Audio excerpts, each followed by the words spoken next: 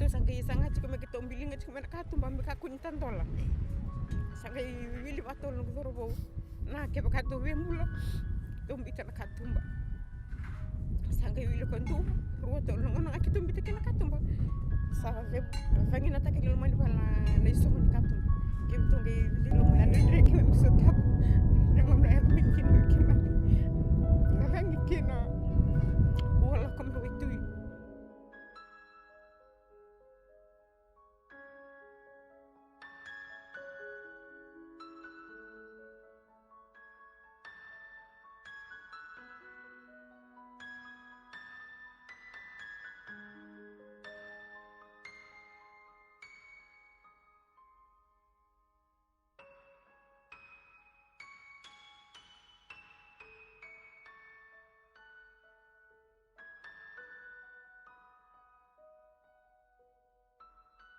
Ako Amelia Marama ni Naqaidamu mai Koro. Ia oyam sayang baki wal sanga bulu kaba. Sakero tu daki sempat di papa ia umai. Papa ia umai kero eta tale mainta cikini wanwaya kero mai domba empale talikina. Au sakai sanong kisangane. Saulako ngani senga sekarang nalako. Daru nalako bata. Saya lihat kakek teki meme dau maruikin abu alia isulu kakek saya. Au sapa pindah takang ngakalo nong tangan. Isulu cukup bikin meme ambula.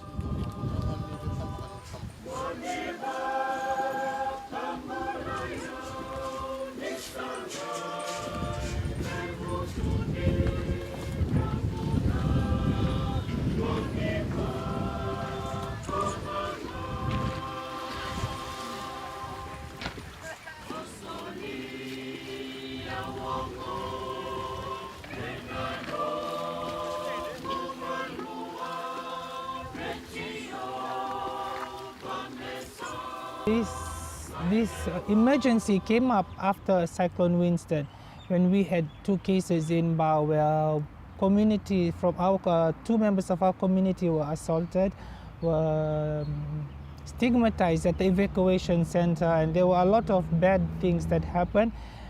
And that was something that really got us into thinking that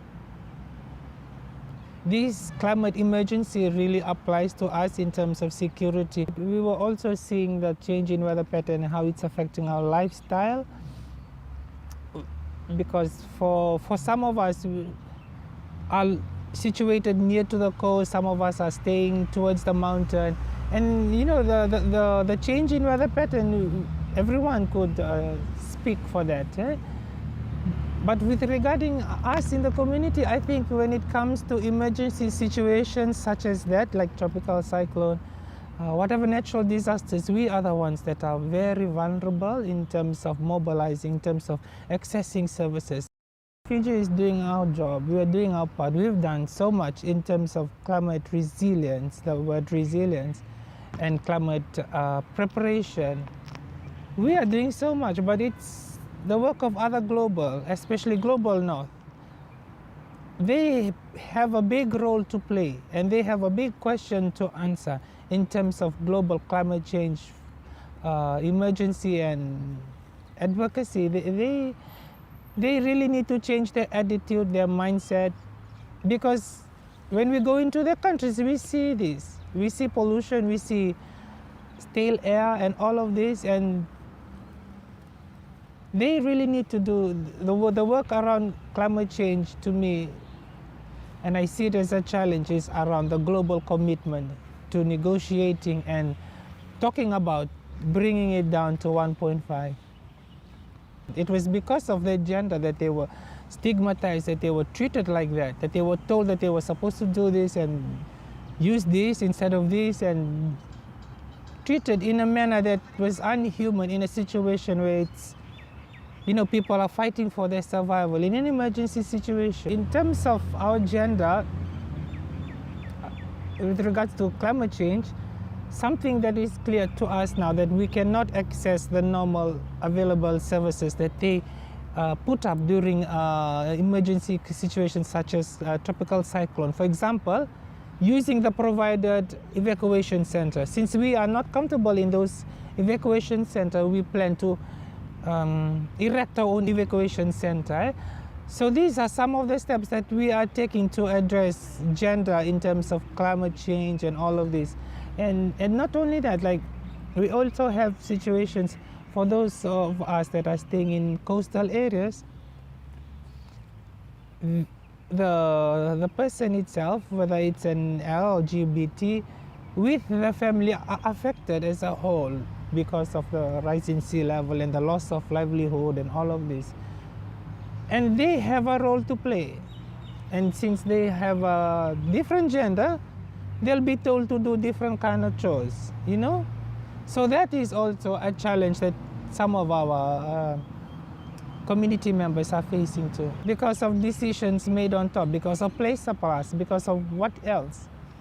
It's people in power that needs to change their mindset. I see women's movement as the main pathway for us to really amplify our voice, and they are doing that, and they've provided the space and everything for us to be able to be in those spaces and represent our own issues. To look at resilience and the role of women, women play the role of resilience. They are the first responders straight after the tropical cyclone. While the men are still traumatized, the women get up to look for food to feed the family. That is resilience. We reached Navutu and everything was blown away. There were just poles standing on the ground. And when we came, we didn't see anything. The first thing we saw was a group of men sitting under the tree and just talking. Later, while we were approaching, then we could see the women that were pulling out. There's this particular weed that it grows along the water. So they were pulling out this weed to cook for the people to eat. And in that particular situation, in that particular time where there was no food, They were the ones that were concerned about feeding the kids. The men were seated, traumatized, and just can't get over the fact of what has just happened. Once we are represented in these kind of spaces, then we can be able to voice our opinion and agree with everyone, then put it in paper. Maybe when we are provided the spaces, then we can be able to speak our own stories instead of others speaking the stories for us. Looking at the momentum of resilience of the work on climate change in Fiji and the Pacific, people are really on their feet with climate change. But what about the world? What about global north? What about people in power sitting down in the air condition while we're standing in the sun holding up placards? Those people need to do something. Here with us, we work to what our LGBT community in the West is going through, what they face, especially with over here. There's plenty that works on the street, the street workers, what they face on the streets and what they go through every day and every night of their lives. There's 4 of us in the LGBT community, which includes Agu, who are also part of Red Cross Lautoka. We deal with these issues. We travel to them, we ask them what's happening in here. So we go and look for help from the Fiji Red Cross, what they can do. So when they travel down, we take the big ones, those big ones sitting up there to the VO, and we help them with whatever that we can get them, like plant mangroves and relocate their homes. Man, I have a lot of frustrations. Is trying to get to them, but then I have no source of help from the other people that I work with. I can't do it on my own.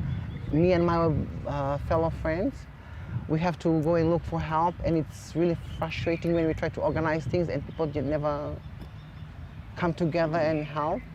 With women, it's a lot easier working with women than working with men. I find it easier to work with women than work with real men, because they see us for who we are. Our community is marginalized all the time. They saying that we are sinners, that we are doing this, that is opposite of the Bible. So for us, LGBT, that's one of the main area where we are discriminated, in the church, in our very home, and also in the community. Being an LGBT, some of us, we live with a guilt, but the work has to continue. The war is not going to stop. So for us LGBT women, even though most of us brought us a Christian families, most of us have left home because they don't want to ruin the family's reputation. Before I learned about climate justice, I have always had the perception that women are always viewed as the victim, and there's always a narrative around victim. But when we start to do climate justice work, there is a strong focus around women as agents of change, and also women are not just the victim but also the active solutions and active agents of change, not only socially but economically, ecologically, and as well as within the climate justice sphere. Many times we don't realize the good work that women are already doing, not only in climate change but also within sustainable development and gender. And as for me, for a woman that comes from rural and remote background, it's amazing to see that most women are moving a lot of great work with less support and access to resources, but they are already moving work, and that is something that needs to be recognized by the government and for the policy makers to ensure that when there are climate dialogues and when there are spaces that are created, that women should also come in, and because women come in with diverse sets of knowledge, and these are sets of knowledge and sets of information that we need to really integrate within climate actions, because there seems to be a lot of focus on technical expertise and knowledge, and I strongly feel that's why it was important to work with women, because I really learned a set of solutions and also a set of important components that we need if we truly need everybody to be included within climate responses. That means that women and diverse communities, and not just women but also women from rural and remote and urban poor communities, as well as marginalized communities like LGBTQI, sex workers and disability and youth, their voices matters in the dialogue. Yeah? Mm-hmm. There is a less recognition around identities that people hold. And what most of us don't realize is that our identities expose us to our different experience, as well as expose us to our different access to resources. And for me, as a lesbian woman, and as a woman that comes from rural and remote community, and as a person that also works within the LGBTQIA community, it's very important that we start bringing in gender within climate dialogues, because most of the LGBTQI communities are excluded, from accessing resources, simply because of the heteropatriarchal system and structures that we have. And we recognized and identified a lot of gaps that exist, especially within LGBTQI communities, and not just LGBTQI communities, as well as the elderlies and sex workers. And it's sad, though, to see that during Cyclone Winston, and a lot of communities have been excluded from accessing government assistance and other, resources and information, simply because of the identity they hold. Which I find is a really big set of injustice in itself. And again, it comes to the existing systems that we have, and because it's designed for a particular group of people, and it's designed for traditional family structure. And most of these people who are already, living as outsiders, who are already marginalized, and then they have to recover from their own cost. To our government leaders, that if they truly believe in leaving no one behind, and if they truly are focused towards achieving the 2030 SDG goals, then we really need to ensure that we have inclusive policies that represents and include the voices of everyone. There should be a recognition around placing community over profit. And I think that has been one of the struggle that we have. And, we don't realize, especially with the government making a lot of development decisions where there are no consideration around community livelihood. There is a lot of focus around the country and the economy making profits, and they are not realizing how much it's costing community livelihood. For example, if you see from here, Singatoka, where there are hotels and all these big development processes that are happening, it's quite sad, though, to see that, most of these communities, especially women who are at the forefront of, who are the heartbeats of the home, who are trying to sustain livelihood every day, they are having to, walk for miles, and they are now being blocked and limited from accessing, the community, like the commons, which is supposed to be accessed by everyone. And that's unfortunate, because sometimes the government is not really realizing the impacts of their actions, when they do development processes. Women come with many diverse skills and knowledge, and there has to be less focus on technical knowledge. That a lot of knowledge that women holds, it's not just women, but also, indigenous knowledge, traditional knowledge, feminist knowledge, knowledge that comes from the grassroots communities. These are knowledge and information that communities can respond to easily. And, it uses a lot of bottom-up approach compared to some of the top-bottom approach that is now being mostly enforced by a lot of countries that communities cannot respond to. So I feel that that is also another area that women are trying to champion and push, that there should be recognition around multi-models of knowledge, and also especially centering information and the role of women, within climate actions. We are trying to ensure that, there is the availability of disaggregated data, in terms of the different impacts of climate change to men and women, and also diverse communities. It's also important that different countries recognizes the Gender Action Plan and ensure that they are not only implemented, but also monitored, and ensuring that, all the objectives within the Gender Action Plans are achieved. I think one of the biggest frustration is around LGBTQI communities, the fact that we have long been excluded from decision-making spaces. That's one of my biggest set of frustration, because many people don't understand that, because of the identity that we hold, has already put us on the brink of marginalization. It affects the way we access resources, and the discrimination and the abuse that we go through. And many people don't realize that climate change in itself is also another added dimension to our struggle. And at times it frustrates me to go to spaces and see that, our leaders and policymakers and experts, who call them experts, that comes into the country to do important consultation process, are still not realizing the importance of diverse and direct voices, into these climate dialogues. We should really center human rights within all our climate action plans. Also, one of my frustration is around the fact that there's less accountability when it comes to the global north countries, as well as big corporations, who, in my opinion, and as well as we all know, it's a true fact that they are the biggest contributor to climate change. And unfortunately for us here in the global south, and in the Pacific, as well as in Fiji, and for us, for many diverse bodies, we have to come and suffer, and go through the consequences of their actions. It frustrates me to see how they're taking this lightly, especially countries like Australia and other global north countries, especially around fossil fuel, and how they are still prioritizing, the economy, how they're still prioritizing economic activities, over livelihood, the survival of the humankind, as well as, the survival of our planet. For those that live in the global north, it's about time. We only live in one planet, and they really have to start pushing their government as well, because we have less time on our hand, and if we have to act, the time is now. From the government perspective, they really need to, to really expand the conversation around inclusiveness and ensure that LGBT voices are not only consulted when they feel like, but they should, especially within climate action plans, if they want to include LGBT voices, they really need to start to include them from the designing, implementation, the monitoring. There should be a recognition around that, even though we are victims to discrimination and many gender inequality, but we have lived how many thousands of years. We are a community of resilient and strong people, and we come with our own set of strengths and diversity, which should be recognized and integrated as well, within key climate dialogues and climate initiatives.